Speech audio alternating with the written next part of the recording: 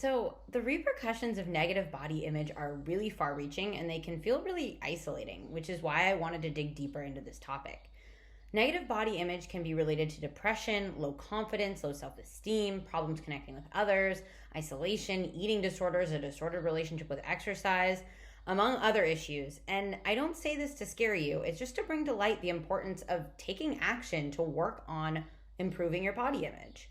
I also have a little bit of a bone to pick with the body positivity movement. I feel like it's unrealistic to expect that you're going to jump right into loving your body after years of beating yourself up, criticizing yourself, restricting food, or increasing exercise to change your body, among so many other feelings, thoughts, and behaviors. We tend to do this a lot when we're setting goals for ourselves, no matter what they are. We decide what the goal is and we try to just jump to the end result. But the reality is that this is much more like climbing a set of stairs. Step by step, you can work on identifying and breaking down negative body image triggers and thoughts, and bit by bit, you'll feel less negative towards your body. Some days you might feel more neutral, and others you might notice that you actually feel great. This is why we want to look at body image as a spectrum. Instead of jumping from hating your body right to loving it, let's work on moving along the spectrum. For example, can you appreciate the function of your body? Can you pay attention to how your body feels in a situation instead of how it looks? How can you start to connect with your body sensations like the effort of exercising or the peace of taking a few breaths? The more you can connect to physical sensations, you might notice that you focus less on appearance.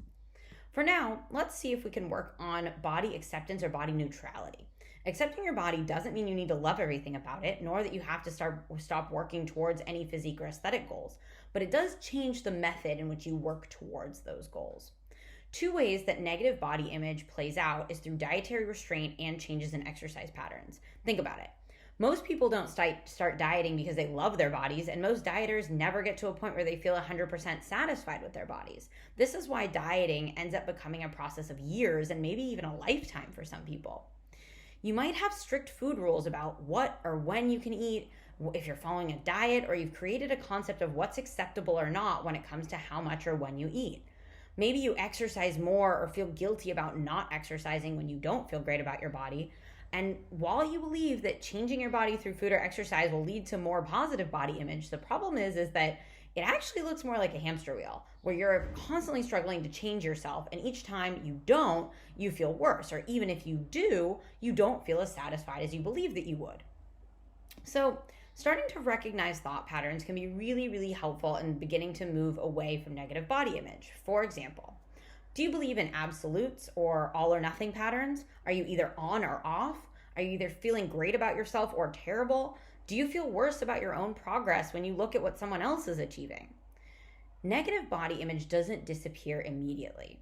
And you can get started in moving away from negative body image and working towards body acceptance by identifying your triggers, acknowledging your thoughts and feelings, and then beginning to challenge and replace them. You might notice, for example, that negative body image is really closely tied to stress at work or changes in your hormonal cycle. Even just being aware of these triggers and accepting how you feel can help you start to change how you feel about your body. It's really important to start exploring a practice of self-compassion. Think about how would you speak to your best friend or someone else that's important to you if they were to say out loud the things that you say to yourself. Intentionally use that voice in your own mind. And as you practice self-compassionate talk, can you also include a practice of acceptance into your thoughts? For example, even if you don't love your cellulite, can you start accepting it as part of your strong legs? Can you accept your body as it is, even if you are currently working on making changes to it? Unfortunately, negative body image is something that's become normalized, but that doesn't mean that you can just continue to go with the flow. Start to identify when others use negative self-talk or when you see something triggering in the media. Maybe you're used to hearing your friends speak badly about their bodies or hearing someone in your family speak negatively about certain body types. You can start paying attention to what triggers your negative thoughts, feelings, or actions about your body. And what do you notice?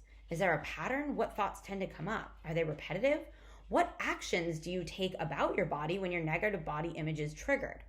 So make sure to watch this video and leave me a comment below and let me know, how do you notice negative body image coming up in your life? Also, I will be posting some journaling prompts for you to take a look at and hopefully to help you work through some of this negative body image. And next week, we'll talk about how to improve body image, some specific steps that you can take to start moving away from that negative body image.